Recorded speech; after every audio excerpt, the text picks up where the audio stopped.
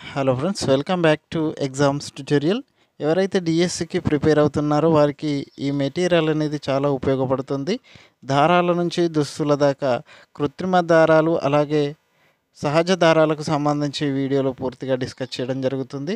వాటి ఉపయోగాలకు సంబంధించి ప్రశ్నలు పదే పదే టెట్ డిఎస్సిలో అడగడం జరుగుతుంది కాబట్టి వాటికి సంబంధించిన పూర్తి ఇన్ఫర్మేషన్ అనేది ఈ వీడియోలో ఇవ్వడం జరిగింది. వీడియోని స్కిప్ చేయకుండా చివరి వరకు చూడండి. ఎవరైనా ఛానల్ని ఫస్ట్ టైం చూస్తున్నట్లయితే ఛానల్ని సబ్స్క్రైబ్ చేసుకొని పక్కనే ఉన్న బెల్ ఐకాన్ యాక్టివేట్ చేసుకోండి. మేము పెట్టే లేటెస్ట్ వీడియోస్కి సంబంధించిన నోటిఫికేషన్లని పొందండి.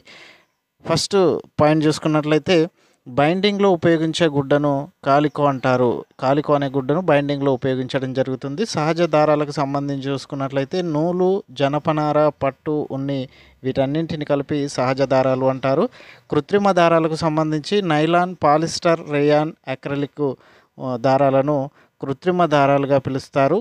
సహజ దారాలను మొక్కలు, జంతువుల నుంచి తయారు చేస్తే కృత్రిమ దారాలను బొగ్గు, పెట్రోల్ రసాయనాల నుంచి ఈ కృత్రిమ దారాలను తయారు చేయడం జరుగుతుంది. కృత్రిమ దారాలను కాల్చితే ఘాటన వాసనను కలిగి ఉంటాయి ఈ కృత్రిమ దారాలు అనేటివి. 1823లో చార్లెస్ మెకింతోష్ అనే స్కాటిష్ శాస్త్రవేత్త తడవని బట్టలను తయారు చేయడం జరిగింది. ఇప్పుడు మనం గొడుగుకు ఉపయోగిస్తాం కదా, అలాంటి బట్టలను చార్లెస్ మెకింతోష్ 1823లో తయారు చేయడం జరిగింది. మియోషి ఒకమోటో అనే శాస్త్రవేత్త 1970లో మొట్టమొదటిసారిగా సూక్ష్మ దారాన్ని తయారు చేయడం జరిగింది. దీన్నే మైక్రో ఫైబర్ అని కూడా పిలుస్తారు. నెక్స్ట్ పాయింట్ చూసుకున్నట్లయితే నూలుకు సంబంధించి ప్రతి ఎక్కువగా నల్లరేగడి నేలల్లో పండుతుంది.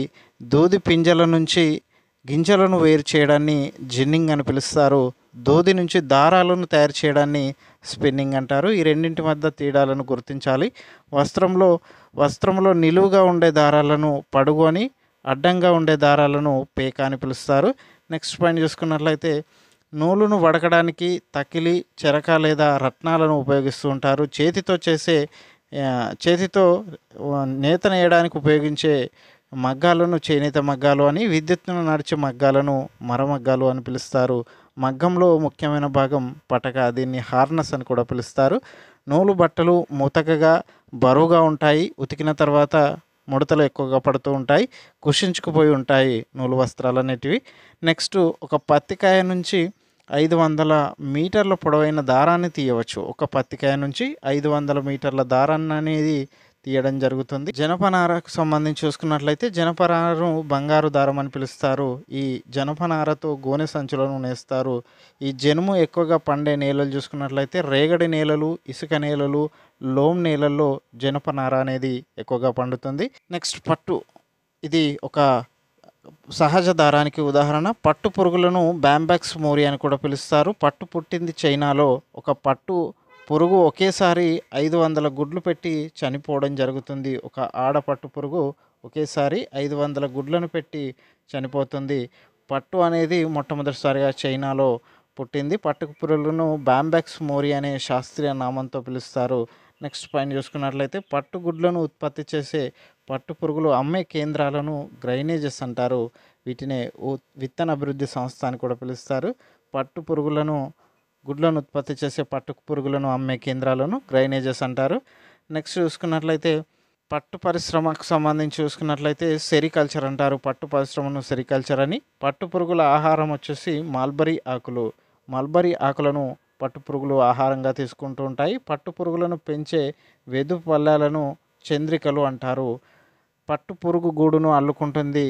దీనిని పట్టుకాయ లేదా కకూన్ అంటారు. పట్టు పురుగు డింబకం నుంచి కకూన్ అనేది 2 నుంచి 3 వారాల తర్వాత పట్టు చిరుకగా మారి బయటకు వచ్చి ఎగిరిపోతుంది. కకూన్ ఏర్పడిన 2-3 రోజులకే డింబకాలను చంపివేయాలి. ఇలా చంపడాన్ని స్టిప్పింగ్ అంటారు. ఈ పదాలు చాలా ఎగ్జామ్స్లో అడగడం జరిగింది. ఈ పదాలు గుర్తుంచుకునే ప్రయత్నం చేయండి. పట్టుకాయ నుంచి పట్టు దారాన్ని తీయడాన్ని రీలింగ్ అంటారు. ఒక కకూన్ నుంచి 1000 నుంచి 3000 వరకు పొడవైన దారం అనేది లభిస్తుంది ఒకే కకూన్ నుంచి. నెక్స్ట్ చూసుకున్నట్లయితే టర్మెనేలియా చెట్లపైన పెరిగే పట్టు పురుగులను టస్సార్ పట్టు పురుగులు అంటారు. టస్సార్ పట్టును దేశాలి పట్టు అని కూడా పిలుస్తారు. పట్టులో గల ప్రోటీన్లు చూసుకున్నట్లయితే సిరిసిన్, ఫైబ్రోయిన్ అనే ప్రోటీన్లు పట్టులో ఉండే ప్రోటీన్లు. తెలంగాణ పట్టు పట్టణమని నల్గొండ జిల్లాలో ఉన్న పోచంపల్లిని తెలంగాణలోని పట్టు పట్టణంగా పిలుస్తారు. నెక్స్ట్ పాయింట్ చూసుకున్నట్లయితే ఆంధ్రప్రదేశ్లో అయితే పట్టణంగా అనంతపూర్ జిల్లా ధర్మవరంను ఆంధ్రప్రదేశ్ పట్టణంగా, తెలంగాణలో అయితే నల్గొండ జిల్లా పోచంపల్లిని పట్టణంగా పిలుస్తారు. తెలంగాణలోని పోచంపల్లి పట్టును టై అండ్ డైన్ పట్టు లేదా జమదాని పట్టు అని కూడా పిలుస్తారు. ఆంధ్రప్రదేశ్లో వెంకటగిరి పట్టును టై అండ్ డైన్ పట్టు లేదా జమదాని పట్టు అని పిలుస్తారు. పట్టు పరిశ్రమలో పనిచేసే వాళ్ళు ఎక్కువగా చర్మ వ్యాధులతో అలాగే శ్వాసకోశ సంబంధిత వ్యాధులతో బాధపడుతుంటారు. సాటిన్, క్రేప్ వస్త్రాలు పట్టు దారాలతో తయారు చేస్తారు. పట్టు లార్వాలను పెంచే వెదురు పెట్టెలను చంద్రికలు అని పిలుస్తారు. నెక్స్ట్ పాయింట్ చూసుకున్నట్లయితే ఉనికి సంబంధించి ఇది సహజ దారానికి ఉదాహరణగా చెప్పవచ్చు. జంతువుల వెంట్రుకలను ఉన్ని లేదా ప్లిస్ లేదా ఫర్ అని పిలుస్తారు.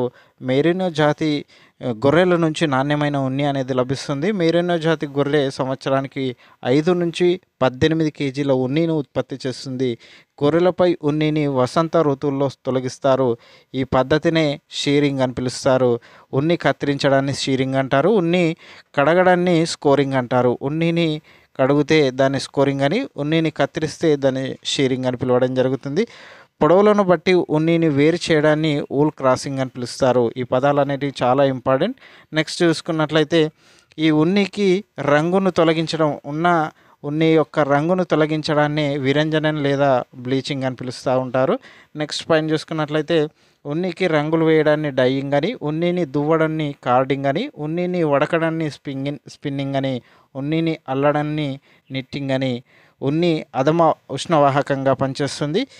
నెక్స్ట్ పాయింట్ చూసుకున్నట్లయితే క్రీస్తుపూర్వం 6000 సంవత్సరాల నుంచే ఇరాక్ దేశస్తులు గొర్రెలను పెంచడం ప్రారంభించడం జరిగింది. 15వ శతాబ్దంలో బ్రిటిష్ వాళ్ళు ఉన్నిని దొంగచాటుగా అమ్మడం నిషేధించడం జరిగింది. ఉన్ని ఉత్పత్తిలో ఆస్ట్రేలియా, చైనా అగ్రగామిగా నిలిచాయి. ఉన్నిలో గల ప్రోటీన్ కెరాటిన్ అనే ప్రోటీన్ ఉంటుంది దీనికి సంబంధించి. నెక్స్ట్ పాయింట్ చూసుకున్నట్లయితే ఉన్ని దుస్తులు మంటలు ఆర్పడానికి కూడా ఉపయోగపడతాయి. ఉన్ని ఉత్పత్తి దశలకు సంబంధించి చూసుకున్నట్లయితే ఈ ఆర్డర్ ప్రకారం అడిగే ఛాన్సెస్ ఉంది. Shearing, scouring, sorting, bleaching, dyeing, carding, spinning, knitting. ఇవి ఆర్డర్లో అమర్చండి అని ప్రశ్న అడగడం జరుగుతుంది. అంగోరా గొర్రె లేదా మెరీనా గొర్రెల ఉన్ని చాలా మెత్తగా ఉంటుంది. నెక్స్ట్ కృత్రిమ దారాలకు సంబంధించి చూసుకున్నట్లయితే పాలిమార్ అనేది గ్రీకు భాషా పదం నుంచి ఉద్భవించింది. పాలి అనగా ఎక్కువగా, మోర్ అనగా భాగము లేదా యూనిట్ అనే అర్థాన్ని ఇస్తుంది. అనేకమైన చిన్న యూనిట్లతో తయారైన నిర్మాణాన్ని పాలిమర్ అని పిలుస్తూ ఉంటారు. నెక్స్ట్ పాయింట్ చూసుకున్నట్లయితే కృత్రిమ దారాలు కర్బన పదార్థాలు పాలిమర్లతో తయారవుతాయి. కృత్రిమ దారాలను మానవ నిర్మిత దారాలు అని కూడా పిలుస్తూ ఉంటారు. కృత్రిమ దారాలకు ఉదాహరణ నైలాన్, రేయాన్, పాలిస్టర్, అక్రిలిక్ మొదలైనవి కృత్రిమ దారాలకు సంబంధించిన ఉదాహరణలు. నెక్స్ట్ పాయింట్ చూసుకున్నట్లయితే నైలాన్కు సంబంధించి చూసుకున్నట్లయితే నైలాన్ తయారీకి వాడే ముడి పదార్థాలు గాలి, నీరు, నీలబొగ్గు వీటితో నైలాన్ దారాలను ఉత్పత్తి చేస్తారు. హెక్సా మిథలిన్ డై ఎమీన్ మరియు ఎసిటిక్ ఆమ్లాల పాలిమర్ను నైలాన్గా పిలుస్తారు. నైలాన్ దారంలో పాలి ఎమైడ్ అనే పాలిమర్ ఉంటుంది. నైలాన్ దారం బలంగా ఉండి సాగే గుణమున్న తేలికైన దారం. నైలాన్ దాదాపు స్టీలుతో సమాన దృఢత్వాన్ని కలిగి ఉంటుంది. నైలాన్ వస్త్రాలపై తేలికగా స్థావర విద్యుత్ అనేది ఏర్పరచుకోవచ్చు. నైలాన్ నీటిని పీల్చుకోదు కాబట్టి తేలికగా ఉండి మంటలు అంటుకుంటుంది కనుక వంట చేసేటప్పుడు, యంత్ర పరికరాలతో పనిచేసేటప్పుడు నైలాన్ వస్త్రాలు వాడకూడదు అని నిపుణులు చెప్తూ ఉంటారు. దుస్తులు, బ్రష్ కుంచలు, తాళ్ళు, చేపల వలలు, గుడారాలు, పారాషూట్లు, పర్వతారోహణకు వాడే తాళ్ళు, ఈత దుస్తులు, నిద్రకు ఉపసంహరించే సంచులు అనేటివి ఈ నైలాన్ దారాలతో తయారు చేసిన వస్తువులు. నెక్స్ట్ పాయింట్ చూసుకున్నట్లయితే తెరలు, వాహన టైర్లు, గొడుగు గుడ్డలు, రెయిన్ కోట్లు, సీట్ బెల్ట్లు, సాక్స్లు మొదలైనవి కూడా నైలాన్లో తయారు చేసే వస్తువులు. ప్రపంచంలో మొట్టమొదటిసారిగా తయారు చేయబడిన కృత్రిమ దారం ఏది అంటే నైలాన్ దారాన్ని ప్రపంచంలో మొట్టమొదటిసారిగా కృత్రిమంగా తయారు చేయడం జరిగింది. ఇది చాలాసార్లు అడిగిన బిట్టు, జాగ్రత్తగా నోట్ చేసుకోండి. నెక్స్ట్ పాయింట్ చూసుకున్నట్లయితే రేయాన్ దారం కృత్రిమ పట్టు లేదా సెల్యులోజ్ దారం అని కూడా రేయాన్ దారాన్ని పిలుస్తారు. 1911లో అమెరికాలో రేయాన్ ఉత్పత్తి అనేది మొదలైంది. 1924లో దీనికి రేయాన్ అని పేరు పెట్టడం జరిగింది.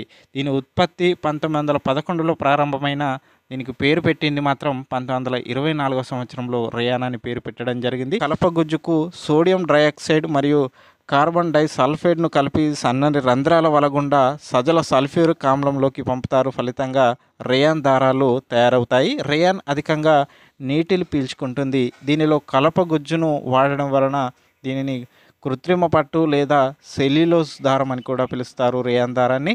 నెక్స్ట్ పాయింట్ చూసుకున్నట్లయితే రేయాన్ దారానికి సంబంధించిన ఉపయోగాలు చూసుకున్నట్లయితే డైఫర్స్, బ్యాండేజీలు, అలాగే డోర్ మ్యాట్లు రేయాన్తో తయారు చేస్తారు. రేయాన్ ప్లస్ నూలు దుప్పట్లను తయారు చేస్తారు. రేయాన్ ప్లస్ ఉన్నిని కలిపి తివాచీలు తయారు చేయడం జరుగుతుంది. నెక్స్ట్ కృత్రిమ దారాలకు సంబంధించి మరొక దారం చూసుకున్నట్లయితే యాక్రిలిక్ దారం. దీన్నే కృత్రిమ ఉన్ని లేదా నకిలీ ఉన్ని అని పిలుస్తూ ఉంటారు. అక్రిలిక్ వ్యాపార పరంగా 1941 నుంచి అందుబాటులోకి వచ్చింది. అక్రిలిక్ తయారీకి వాడే ముడి పదార్థాలు గాలి, నీరు, నూనె, నేల బొగ్గు, సున్నప్రాయితో అక్రిలిక్ దారాలను తయారు చేస్తారు. ఉన్నితో చేసే వస్తువులు, క్రీడా దుస్తులు, స్వెటర్లు, అల్లికలకు ఉపయోగించే దారాలు, వాహనాల కవర్లు, లగేజీలకు అక్రిలిక్ దారాన్ని ఉపయోగిస్తూ ఉంటారు. ఇవి అక్రిలిక్ దారాలతో తయారు చేసిన వస్తువులు. టెట్ డిఎస్సికి ప్రిపేర్ అయ్యే అభ్యర్థుల కోసం కృత్రిమ దారాలు అలాగే సహజ దారాలకు సంబంధించి ఒక క్వశ్చన్ అనేది క్వశ్చన్ పేపర్లో ఇవ్వడం జరుగుతుంది. కాబట్టి వాటికి సంబంధించిన వీడియోని మీకు అందించడం జరిగింది. ఇలాంటి మరిన్ని వీడియోలకు సంబంధించి ఛానల్ని సబ్స్క్రైబ్ చేసుకోండి. అలాగే వీడియో చూస్తున్న ప్రతి ఒక్కరు వీడియోని లైక్ చేసి ఛానల్కు సపోర్ట్ని అందించండి. Thank you for watching.